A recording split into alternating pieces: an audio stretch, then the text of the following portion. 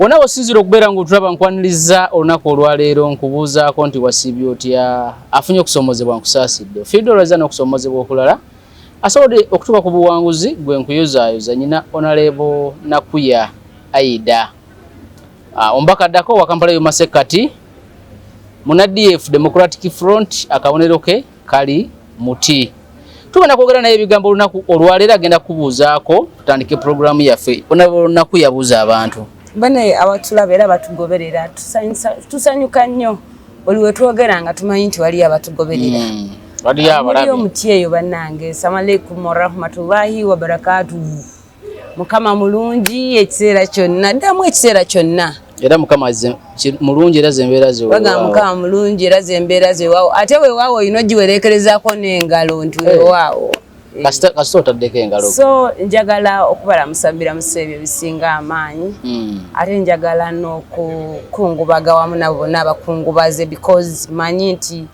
waliyo abazaalibwa ate waliyo abafa yabakwano bange bafiiriddwa abaana baabwe bafiiriddwa baganda baabwe bafiiriddwa abazadde baabwe bambi kibi nnyo kitalo ddala ate wamu kansanyuke n'abo balina bebakoze eki bebatuuseeko nga bebasanyudde abeteekateekera graduations abeteekateekera embaga gino emyezi gyolaba giba myezi gya mbaga era mu bannabyafuzi abeesimbyeyo mujja jjowulira gino gyo baaba invitation ndowooza zijjudde invitation kwanjula mbaga ku mbaga buli kimu but it's all for the good twebaza Katonda olw'ebintu ebyo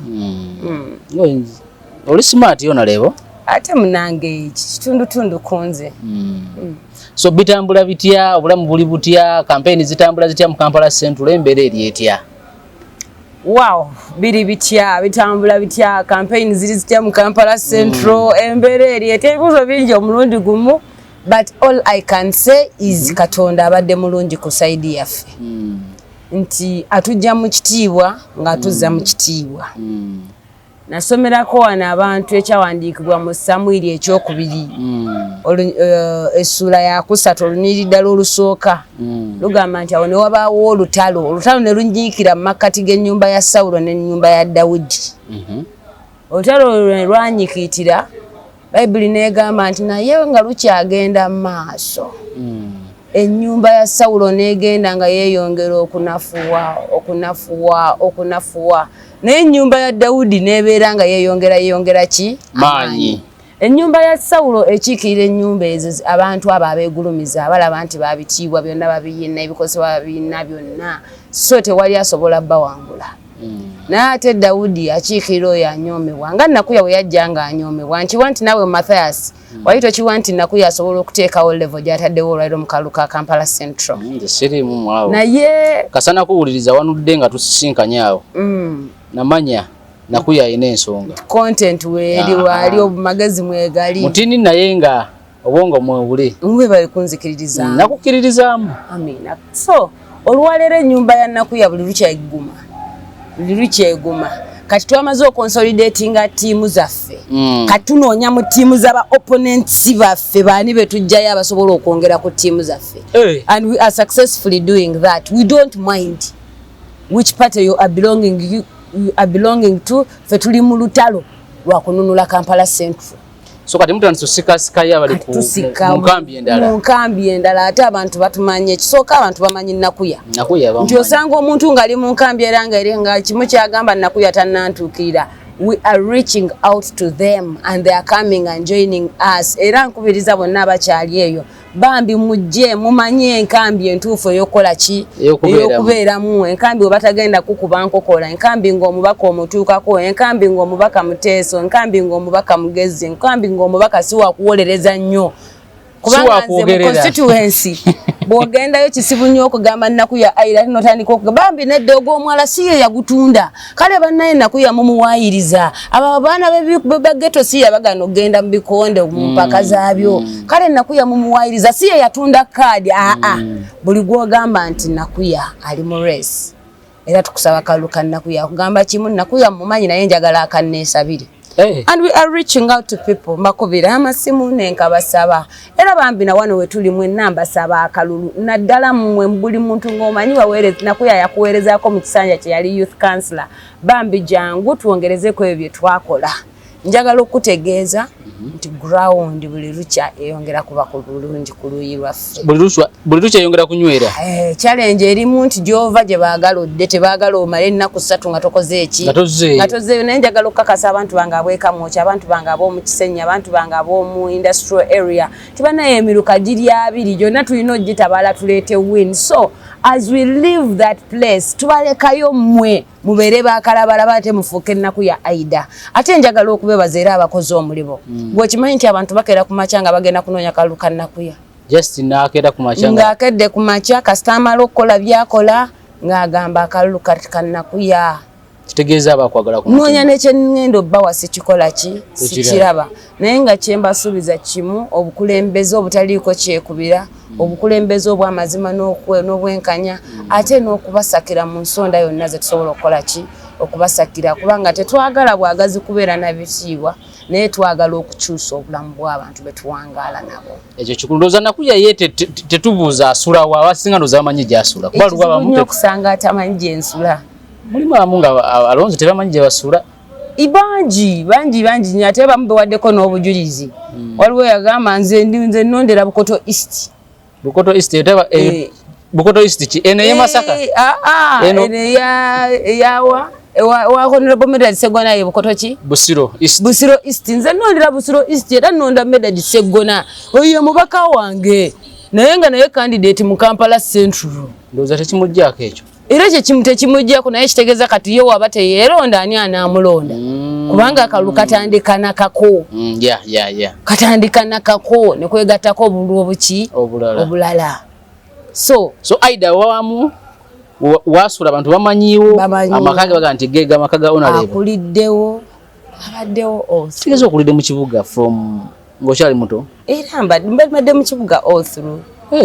Nze nkulidde Kololo Sebo. Okulidde Kololo? Prince Charles Drive. Y'okulidde era osomedde muno? Nedda ate okusoma nasomera ku Bishop Senior School Mukono, nenzija ku Namiryango SS, nenzira Makerere University. Nenzira ku Team University. Team University ne yawano? Nakolerawo postgraduate diploma in public administration and management. Ate Makerere wakolerayo ki? Business administration ne majoring in banking and finance. Ne wali okoze ku mirimu egyo gye wasoma wabadde mu byabufuzi? To be sincere, sibeera nko banker and instead I'm a teacher. Where? In Divine Junior Schools. I'm a director at Divine Junior School. Tegeeza oyina essomero? Yes.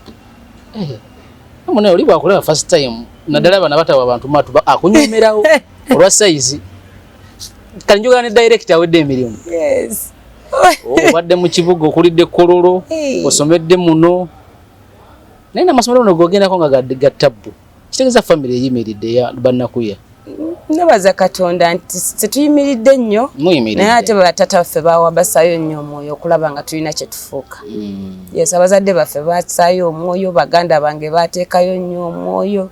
Waliwo muganda wange director wa Cornerstone Junior School Mukono, Dr. Faith Namayengo Muyonga. Actually, she's now intending to be a professor. Yasaayo nnyo omwoyo Aida kufuuka family eyimiridde. Mu bufunze nakuya tanoonya mulimu. Nakuya tanoonya sente zimubeezaawo. Ye ayagala kuweereza. Mbadde siri mu politics emyaka 5. Toyina sikando gye wali ompuliddemu nti nakuya yabbye wano yabbye wali. I take my clean money, I work for it, I use it promptly, and I even encourage other people okukola sente era ne bazikozesa bulungi. Okay, toyanzege. Nakuya njala tugende ku nsonga y'aba independence okubanga kati abesimbyewo mu Uganda yonna. Kati okoleke Mathias. Bulijjo gondaba wano ng'ogamba nti nakuya ki? Nakuya kyembadde mmanye ekisooka muyivu. Ekyokubiri mugezi. Nontono obugezi buno bw'omusomero but ne buno obwa wabweru. Naye nga simanyi nti family eyimiridde nnyo nga wonyinyo kakalaga. Tetuyimiridde. Bishop Sosola agenda nga tolina sente nabya family ya muntu wa bulijjo ezo ze nkugamba za muntu wa bulijjo yerekereza akatono. Bishop Namiryango. Tuli ordinary nnyo naye ate nekiraba abantu kye balina okumanya era sinzagaana kibagamba nakuya mukyala mufumbo. Nakuya mulaba n'empeta. Ate si bimuli. ekirayiro twakikola mu bulungi ne mu buki. Abaana bameka? Katonda nanyamba nampa abaana ab'obuwala 3. Tonafunayo mulenzi? Ajja kujja. Ajja kujja. Kubanga Katonda yateekateeka. Nakuya embaga bagikuba ddi mwaka ki? Embaga yange baginkuba mu 2-2. Abantu just nakuya tebamumanyi bubanya naye nakuya Aida. Aida, it's just my size that is small. But yabaddewo. Nze nakolanga personal assistant wa Salongo Elias Lukwago okumala emyaka 5. 5 years? 5 years, from 2016 to 2021. And I just left office. Naye yali akyakwetaaga? Osuya yali akyenneetaaga. Gwe wagamba bugambi nti nze nkitadde. Naye ne ngamba no, I have to go serve. I have to go begin my own life. Kubanga omanyi buli wobeera ng'oli wansi w'abantu nga gy'otambulira abantu potential yo tebagiraba. Kituufu. Nti nagenda okuyingira office ya Salongo Elias Lukwago ng'erinnya lya Nakuya liri waggulu. Naye nagenda ogifuluma nga Nakuya alinga atabanko mu politics. But you've been in this public office for 5 years. Wali okola mulimu. So, wali personal assistant? Yeah, personal assistant in charge of administration. I was his chief of staff. Yego wali chief of staff. Ndowooza chief of staff okujja ko tekera omukulu naye bisigadde teyeetaaga kukola kirala kyonna oba kututumuka oba kukola ki. Of course yalina administration, personal assistant in charge of administration and personal assistant in charge of political affairs. Bingi nnyo by'oba olina okukola naye woba obikola n'omuntu ng'ategeera cause oba ng'ategeera ki ekisobola okukolebwa ng'ali even willing obikola kiba kigattako nnyo nti personal assistant abeera vivid abeera nga yeeyongerako nga kigattako weight nyingi naye I served wemba nga natuuka ku eyo level then really why not to be something else.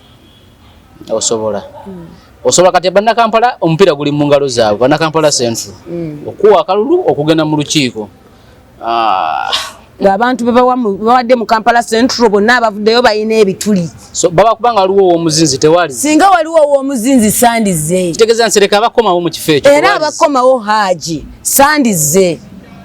Kubanga nali nkimanyi 1 ansinga seniority. 2 commitment y'eddoboozi eriweereza wabanga akyagiina ekola. 3 muteesa. Mu parliament y'eggwanga si wa munkuubo. 4 abalanga bekandaga nti bafulume ffe tetubyagala nga balidde ssente yasigalawo n'ateesa akatono kasobodde okukola ki okuteesa. Kati oyo abeera formidable. Naye nagenda okulaba nga NRM gwereese talina kyayinza kukola. Ereese minisita abadde ne budget emyaka emeka 5 tewali kyakoledde bannakampala. Ng'omuntu oyo yennyini yaliko kansala ku Ggombolola ebisanja bimeka 2. Minsa Nabbengo Kabanda yali kansala ku district ekisanja kitya kimu. Naye newomubuuza nti bannanga abantu ba bulijjo obulamu bwabwe obukyusizza otya kikyokoze leeta accountability yo byokoze ebiri tangible nga Nakuya waleeta ebibye nti nakola kino nenkola kino nentaasa kino tewali. Minsa yali chairperson wa District Land Board Kampala Central ebiseera byonna bye bamalanga bookya wino okugobawo abantu. Minsa yali chairperson wa Kampala District Land Board ebiseera ebyo byolaba bye batundiramu Nakivubo War Memorial Stadium kati nga bagituuma ya Ham.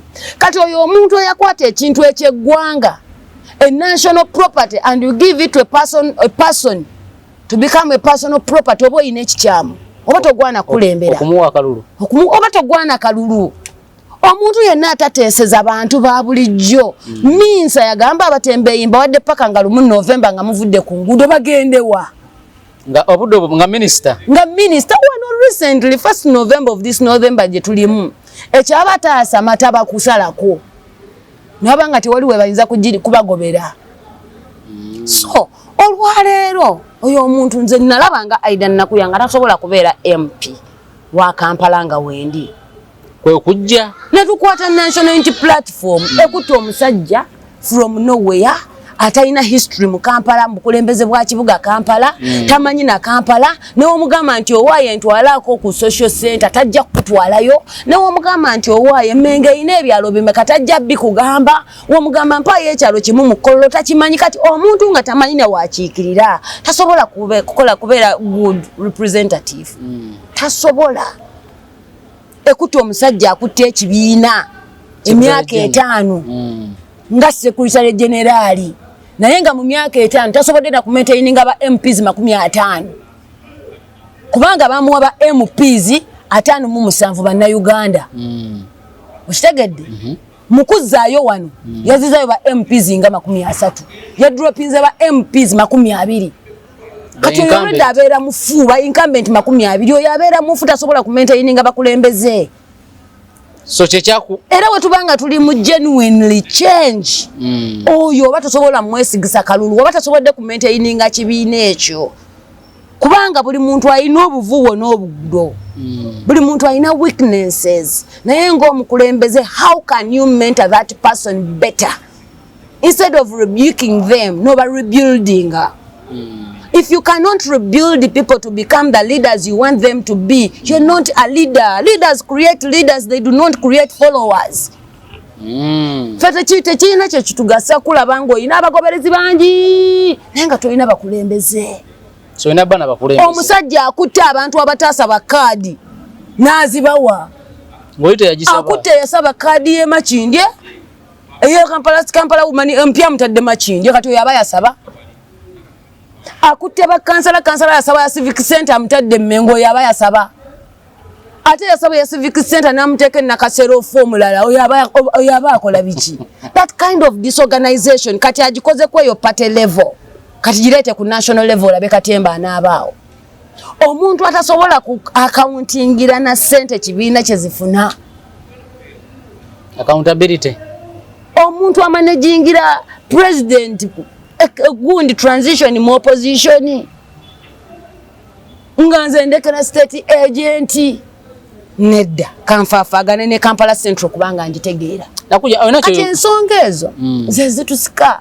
okuvayo ne tukola ki ne mujja ne tujja onacho yogedde ekya opposition ekutte abazanya balina injale balese mu kalulu nongamba mu ngeri yonna temwena musawa kwangula mupiira ogwo so tolaba opposition oba opposition yenna okwangula General Museveni mu kalulu ka 2026 kati ekyo kimbuuza nga wezzeemu dda olwaleero NRM yokka NRM eyina ababaka abali unopposed abatavuganyiziddwa tebalina abavuganya 16 ate nga abalala bakyava kyokka buli lunaku waliwo abatondoka kyekiri kye nagambye omuzanyi yenna ng'alina injali tasobola nakumalako kwota ya kwota ya awa yakubeera muki lasa omuwe 5 n'avaamu kati oyo aba injured politician aba omutima si gwa bukulembeze aba yajja kunoonya kaki naye ng'ekibiina kyalina chance omukuba mu tooki ne bawa omuki omutuufu kati oyo aba agenze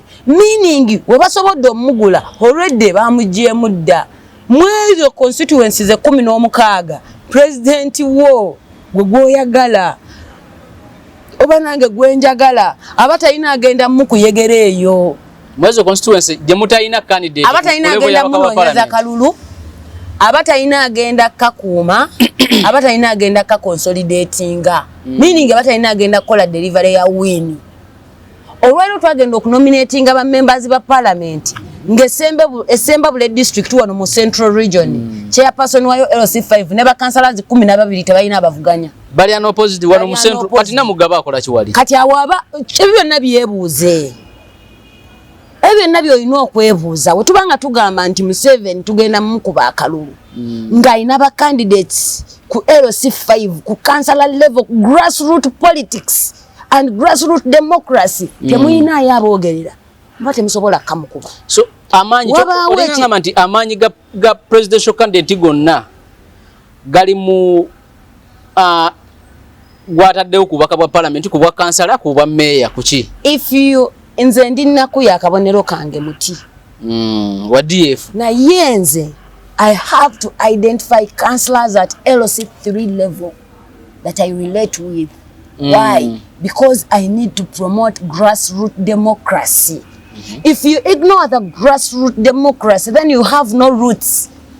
Omuti gwonna ogutayina mirandira kibeera kisogasoga tekijja kuleeta na makoola tegujja kuyimirira gukala bukazi ontegeera kati okubeera president one olina okumakinga sure olina ba councillors Oyina structure actually it's complete.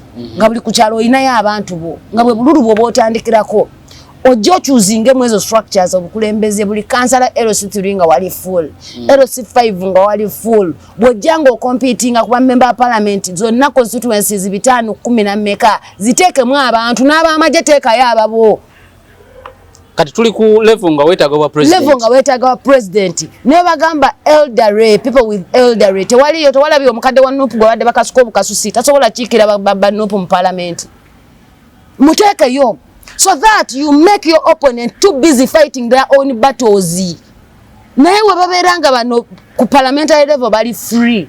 Then they are not fighting for you. They are fighting against you by promoting their candidate. Gwe mulimo gw'abayina. Gomanche chandiko stinze anit among the speak of parliament. Singa abadda ina candidate. Bamu muteka ko ne bamuwamba. Kyenkugamba nalaba honorable Munyagwa nga avudde jali ajja nominating wano Lwamiti. Waliwo ebifo ebimu nga biri very crucial. Nga tosobola bigembire kabigende bwebityo. Oyina okubeera ngo oyina ba substitutes 8. Cheche chifonge cheche bawole message ono wali ngoleto ono ngate wesitukiramu ngogamba nzize here to nominate my candidate presidential trail njimiriza kubanga yo crucial area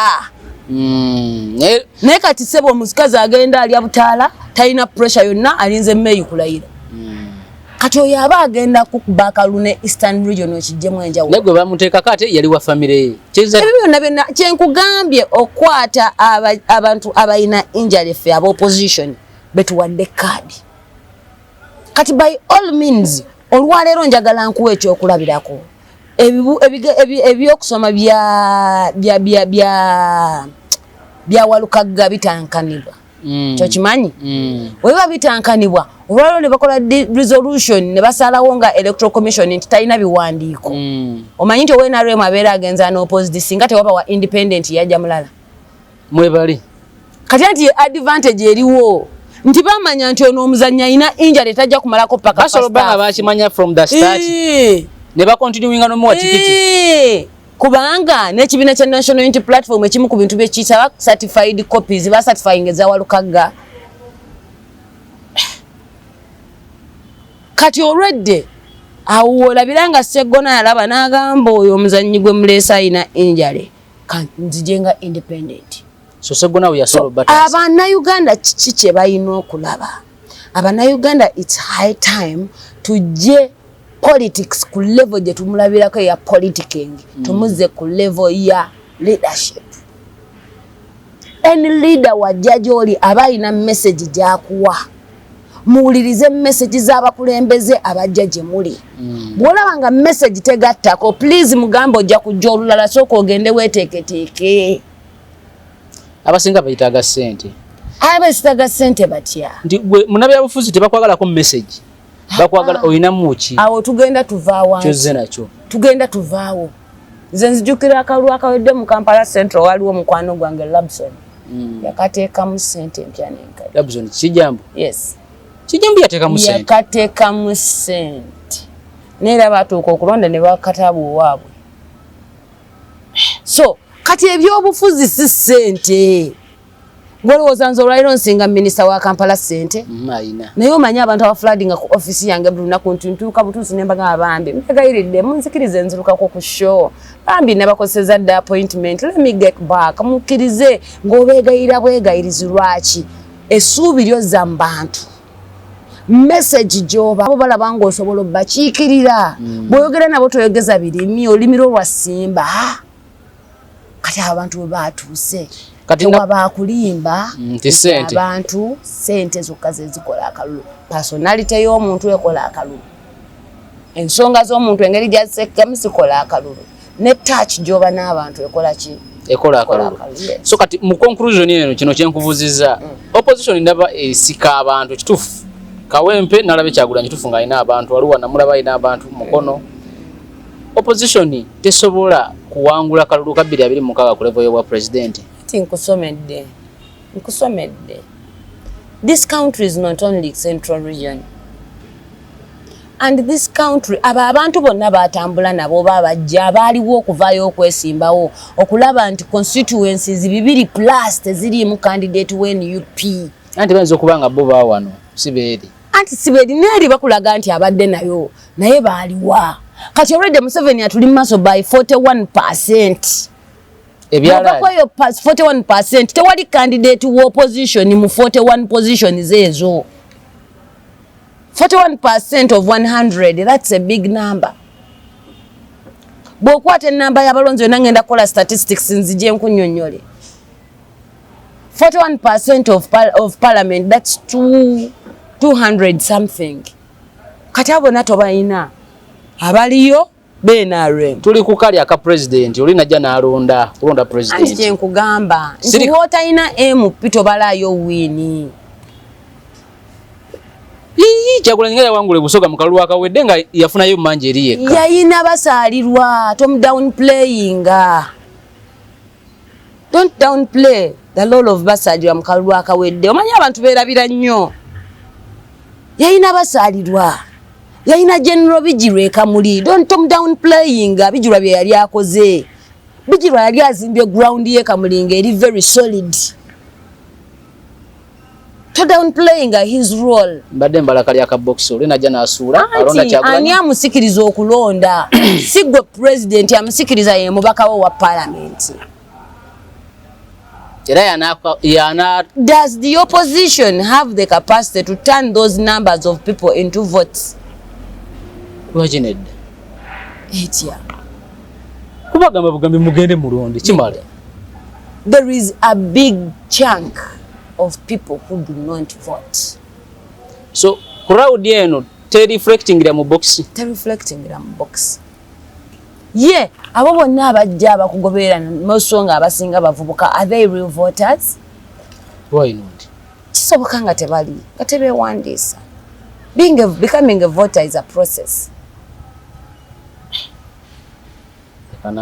Kati ebyo ebintu byonna olina okubeera nga obikola ki? Yebuuza. Akalulu tekatandika leero. Akalulu katandika wogambidde woofunidde ekirowoozo ky'okwesimbawo. Mostly aka presidential candidate yenna. Era ojja weeteekateeka. Twagala okuwulira nga bagamba registration of voters gwasooka okubiriza abantu okujja okukola ki? Okwewandiisa. Sinakindi n'obateekamu ne moral n'obateekamu ne byonna by'osobola ne bajja ne bakola ki? Era twali tusuubira okulaba nga bakubayo oluyimba lw'okwewandiisa okujja okulonda kubanga waliyo enkyukakyuka ekola ki? Waluwulirayo campaign nti yakuyita abantu kujja kulonda. Electoral Commission centers ezina ezisobola okukwata. Anti kyenkugamba nti Electoral Commission cannot play civic role alone. Naffe twetaaga ogiyamba. Banabyabufuzi okujjako nga tugamba nti twagala kye twalaga abantu nti tukola ki? Kati olinga ngamba nti opposition mulwanira bifo by'abaka ba parliament bakansala ba meya ekyawa president ekyo kyoma akivuddeko. Anti kati kankulage waliwo engeri nnyingi ez'okujjako omukulembeze. Bino ebintu ngenda mbyogera buli wembeera. Esooka is a revolution. Wano mu Uganda tetunagituukako. Ey'okubiriza ku wano mu Uganda ekyagaana. Eyokusatu ye ballot. Nga ballot eyo erimu ebintu bibiri. Erina Presidential Elections Act nga zisalawo ani anabeera president. Nebeera ne Parliamentary Elections Act nga zisalawo ani anabeera member of parliament w'ekitundu kyonna. Olwaleero ku presidential tuli operatingira ku negative side, like it or not. Eyo reality nsagala kulimba abantu. We are operating at a negative side. Why? Because we have not even fronted candidates in different areas. Not only the National Unity Platform, not for our DF. Much as we are a young party, we only nominated 87 candidates. 90. No, they were 90. But abamu ne bakola ki? Ne bavaamu. They reached late for nomination. So ne batasobola kola ki? Nominating. You never know, they played a trick. Ne batasobola ku nominating. Naye olwaleero ani kyenkubuuzizza tonnakitegeera. Ani agenda okuyegera eri nga gwe candidate wa movement ali unopposed. Kati awanya mtola ani alina credibility togenda nga asaba akalulu. On behalf of one presidential candidate omulala yenna. nga Nyamutola ali unopposed. Nyamutola ali unopposed. Aina budget nga minister, aina budget, aina sente ze nga member wa parliament. Ate ne party egenda mwongeramu ez'okukuma ekifo kye n'abantu be. Kitegeeza ewa Nyamutolo tewali n'omaso awangula okujjako Museveni. Tewali. Ewa Anita Amongo tewali. Ewa Tayebwa tewali. Buli wolaba omuntu ng'ali unopposed. Youth structures tebasobola ziwangula. Meaning those MPs are going to come ng'ekitono nnyo ali independent naye NRM leaning. Katubeera kutulimba bannayuganda okubalaga nti change ekyaliyo. We have to gather our strength to manye nti katuzanyira ku weak point. Naye at this weak point, what can we achieve? We can deliver Dr. Besigye ne tumujja mu komera. How? Strike vamu campaign. Ogambe nti sigenda kuddamu kugenda maaso na campaign trail eno paka nga political prisoners bavudde mu komera. Ngomwe muli Dr. Kizza Besigye. Dr. Kizza Besigye aveeyo agamba akino ekikoleddwa kibadde kitakolekangako olutulyoke tudde ku campaign trail. That is ngamwena mubane dobozi limu ngabo opposition already aba PPF tebasobola kukweyawulako. Awumba mutandise okubifuna kye bayita consolidation. Ate nga already owa PFF ng'oyo so mutekako candidate. Anti kati era bina all those are questions to answer and to ask and respond. So waliwo wantu owamunga kyaite kyazuka kati SGC mu bubi naye yali teyetaaga kwesimbawo mu Kampala Central. Era kibiina kya misleadinga kubanga ekisooka ali busy nnyo nga Secretary General w'ekibiina y'ensonga. By the way, those are the weak points lwaki aba members ba withdrawing. Kubanga Secretary General w'ekibiina abeera ne budget yasayininga nti ono sente bamwezi no kati eze ogenda embalala ku campaigning ro itasobola zisayininga nga naye yeetaaga ogaba mu Kampala Central nga bwakola. Eza jazite kambalonzi ba Kampala Central because naye yeetaaga akalulu. Kubanga naye yeetaaga akalulu. Wali eri wabate yeesimbyewo aba neutral abeera nga alukinga alaba wala. Obongo bonna buteeka kubano ba candidate beba fronting. Kati abeera yakatula naggumuka nti nakuyangoba. Ne bamugamba wayi tunayo omukolo wano naleeta ye miliyoni. Ze yantadde embalala. Era waliwo eyangambye nti kati bw'ogamba SG erinnya nakuyobanga mugambye ba. Akutya nnyo. Ate yajja mu debate. Niminza kabana tasobola kujja mu debate. You can call us here. Kati nakuyanga tuli ku kino eky'abana aba opposition. Wano I mean aba opposition yabaze aba independents abaza abangi. Ebibiina binenyezebwa ku nsonga y'aba independents abangi. Ebibiina okunenyezebwa yes of course obinenya. Kubanga weebuuze nti biina system eri authentic gye biyita mugaba card. Era we babigiina bigigoberera nti gwe yes oli wa NRM. Kubanga siyo ne bantu bangi nnyo ba NRM naye nga bali independent independent naye nga bali NRM leaning bebasinga. Weebuuze nti ebiina by'obufuzi bino process y'okugaba cards zaabyo bagigoberera nti NRM kale wagamba ffe tugenda kubba naye abantu basimbe ku mugongo. Of course omuntu gwe basimbe ku mugongo ne balaba nga genuine litakajjaayo tasobola kujja ne yesimbawo. Naye lwakubanga abantu basimba ku migongo naye ne mulangirira birala kale balina okuba independent nga bajja. Ate article ya constitution article 72 ekkiriza bannayuganda okutandikayo ebibiina by'ebyobufuzi era te ruling out the fact of individual merit and being independent yemu era yekikkiriza. So kuja independent. So very many people are dissatisfied with their political parties where they belonged. That's why they decided to come as independents. And that disagreement is on principle. Nti sikkiriza ngeri ki gye mwatulondamu nze nawangula lwaki mwawoowa okusatu bangi nnyo abali mu ekyo. By the way, very few people did not participate in the primaries of their political parties that have come independent. Bo bamanye ebinaavaayo ne bagamba Anze oyo Katemba simukola ki simuliimu ne bajja babeere independent. But after the 2026 election ekirabo bannayuganda kye basobola okuwa government yeno oba okwewa bonga bo because they are the government kwe kusindika ba members of opposition nga bangi mu parliament.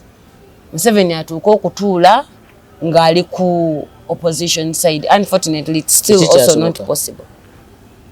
Independent eno tena kyetegeeza mu okundabamu obusobozi nze nga yazze okwesimbawo besides ekibiina kyenjigiddemu. Kyenkugambye kwezi nti very many people bali credible naye parties zaabalekawo ne basalawo okuwa abantu abali injured.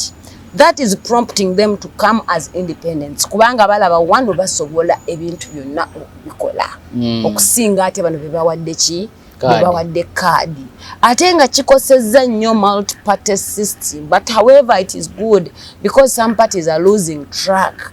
They are doing what we call mass mobilization and mass attraction, but they are not doing ideological conviction. Okutegeeza abantu kiki bayimiririra kyova olabanga abangi bamascaladinga n'abantu kubanga bangi naye ate nga tebataddeyo omutima nti yes bano abantu bangi naye bamanyi kye tuliko because nabo bennyini abakipreaching nga tebakitegeeza tebasobola kifaako bano bakiriko. Nga value ya kibiina idea zaakyo n'ebirala bigwa mu COVID. And some are just optimists. Kati njagala tumalirize ku nsonga ya poliisi eno. Isooka njirabye naddala wano Kawempe Buyikwe Kawempe Mukono nga egezaako okukuba abawagizi ba Kyagulanyi tutwale nga aba opposition emiggo kubanga neeri gye babadde campaign zibadde ziri bulungi. Kiki ekireetedde embeera okutabuka bwetyo? One, kiddayo ku ffeffe nnyini bannabyafuzi ababalonzi abakulembeze nti saagala tukibuuse maaso nti akalulu ka 2016 kagenda okutuuka nga kano Dr. Kano Elizabeth already ali mu demand for electoral reforms. Sinzira ku fact nti akalulu ke aka 2016 bali bamukoze eki ngagamba bamubbye. So in that spirit the Right Honorable Mathias Mpuuga yaleeta electoral reforms natandika zipursuing nga bintu bingi byali alwanirira abaana be baasiba abaana be babuzaawo nga batandise n'okumanya namba yaabwe they've established the number nga tuwire ne Prime Minister atandise okubaako byayogera wajje bali if we recall but unfortunately abantu ne batula ne bagamba Mpuuga agenda tulyako ki tulyako sho ne bamukolako character assassination n'abeera ku position gyali mukati. But him even being wise n'okubanga alina experience mu leadership era nga akimanyi nti nsobola okubeera president w'eggwanga Uganda, he did not go there. Era naawe ensonga ze lwaki tagenda kwetala wankalulu kaki ka president era lwaki Democratic Front tefrontinzeewo candidate ng'ezimujawa ng'agamba nti kati okubeera ku bwa president kuyisa kiki Kivulu. Lwaki kuyisa Kivulu? One, tuyina a partisan electoral commission. Anti kati gwe kyotamanyi kyekiri nti there are 3 segments that govern this election. We have the Presidential Election Act that govern the election of presidents. We have the Member of Parliament or the Parliamentary Elections Act that govern members of parliament. Oshitegedde. Netuba ne local government the Local Government Elections Act that govern elections at local government what level. Kati ezo segments buli waziteeka mu bwongo otegeera ekifuga ki n'ekifuga wa. Ebimu ebifuga ku bwa member parliament si bye bifuga ku bwa president. So electoral commission esobola kubeera fair. So electoral commission wa president abeera fair. Kati kankulage nti ku bwa president tesobola kubeera fair. Kubanga the appointing authority is a candidate. Wosobola ogamba okutunuza mukama w'omudumu nti tobufunye. Kati nga tuzze mu bya bulijjo osobola omugamba mukama wo nti abalonze naye gwe toyiseemu. So kubaka wa parliament yes oluba fair. Kubaka wa parliament esobola awamu okuba fair. Ate kubaka wa parliament n'ekirala akaluka be bubi mu box. Buzibu kubanga tekali muki mu box naye wookanoonya nkali mu box bakulangirira. Kyovola banga tulina abamembazi ba parliament yes nga opposition era nga babalangirira. So nakugamba n'ekirala nti militarization of the campaign mbi kati bavudde mu kuleeta abapoliisi ab'ebyambalo baleesembwa. Nakugamba nti because of voter bribery and intimidation tetusobola kubeera ku fair playground sijja kwesimbawo nga president. Abantu ezo reforms baali baziina earlier and the parliament was meant to pass those reforms but besuirayo gwaki gwa Nagamba. Kati ye dilemma gye tukola ki? Kyekiretedde poliisi okuyingira mu kalulu. Kati poliisi era mu Kampala yatandise okukayingiramu. Naye we should also look at the acts of those people who are provoking police. Nti ndowooza walabye omuvubuka Kanyama asitudde omukadde amukasukira wa traffic. Kati wa traffic amukolere kyoyagala kumenya mukadde bamugambe nti wa poliisi yamenya omukadde. Omukadde naye wa kibiina kya byabufuzi. Iyo simanyi oba yabadde azze ku lwali kunyumirwa oba yabadde mu kabadi naye nga kyayagala simanyi. Tewakalabika video yako mafasi. Oh my, you should watch it. Wadde poliisi ekola byekola naye waliwo n'abasosonkereza poliisi. Balinamu ebikolwa bye bakola okusosonkereza poliisi because babelieving and poliisi we bakubamu ku masasi basika amaki amasanyaze ne sympathy y'abantu. So as leaders we should watch out for such characters and acts. I don't like what police did okuteera abantu embwa. Kubanga guno omuzannyo gw'abantu ate embwa ziyingirawo zitya. Yeah. It is very dismaying. But at the same time, I don't support abantu bano kye bakoze okuprovoking abantu bali aba police. Tuyenze nnyo Honorable Nakuya Aida. Onabadde sizira okubeera nga otulabonako olwaleero ne Nakuya Aida ayagala abaka bwa Kampala ey'omu Masekati wa kibiina kya Democratic Front akabonero ke muti. Tugenda koma wano olwaleero tujja kuddamu twogere ebigambo naye akuume atakuumira mpeera.